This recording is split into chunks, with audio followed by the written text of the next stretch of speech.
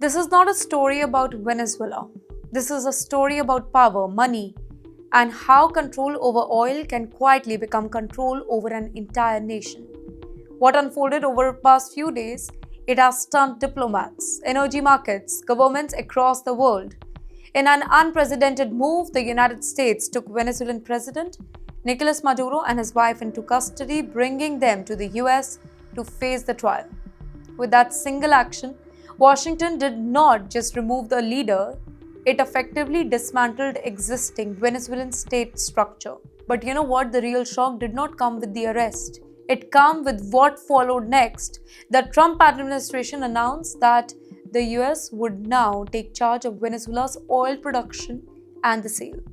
According to US officials, all Venezuelan crude will be marketed by American authorities, with the revenue deposited into the US-controlled bank accounts across the world. Well, the US claims that this particular money will be used for the benefit of both Americans and Venezuelans, but the final authority on how the funds are spending, it will still be with Washington.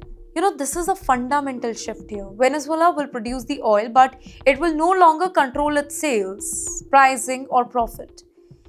And you know why this matters? Because oil is Venezuela's lifeline. Venezuela holds one of the largest oil reserves on the planet Earth. Yet, years of sanctions, corruptions, and mismanagement pushed the entire country into economic collapse. Now, the United States expects to extract about 30 to 50 million barrels of Venezuelan crude in the near term, turning a crisis into a strategic opportunity. For the US, this oil is not just energy, it is leverage.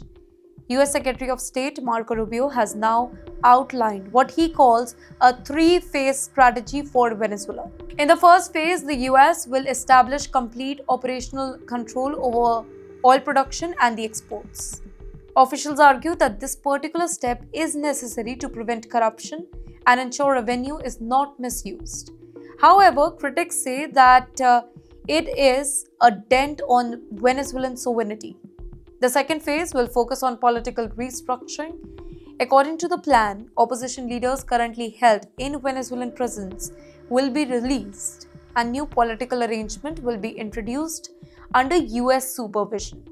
This phase is being framed as transition towards stability, but it will occur only after Washington secures control over oil revenues. The third and final phase will involve a transfer of political power in Venezuela. What that transfer will look like remains unclear, but experts believe that it will ensure long-term American influence over the country's leadership and policies. There is another condition, by the way, that has kind of raised serious concern among the analysts here.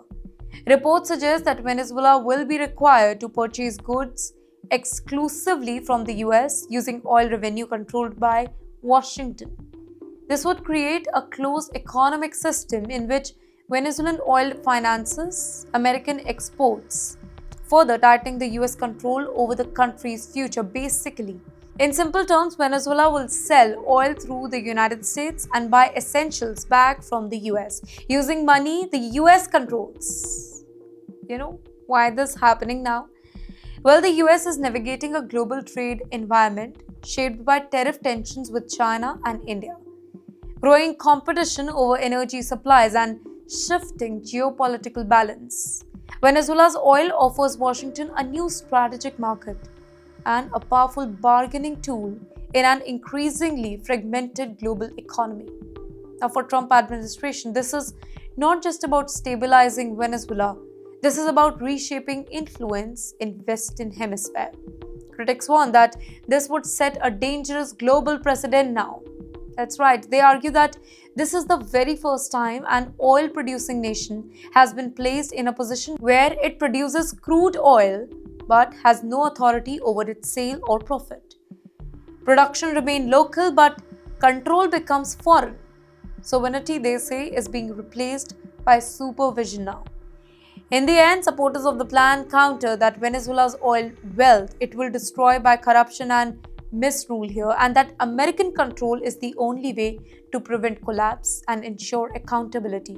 This is the real question the world is asking now. Is this an intervention designed to rebuild a failed state? Or is it the beginning of a new model where military powers and energy control merge into long-term dominance?